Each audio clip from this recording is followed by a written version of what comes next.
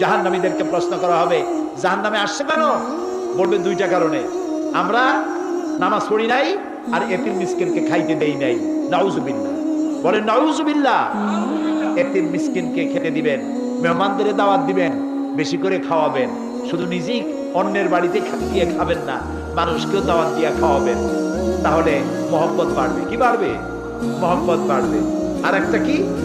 ওয়াসাল্লু ওয়ান্নাসু নিয়াম।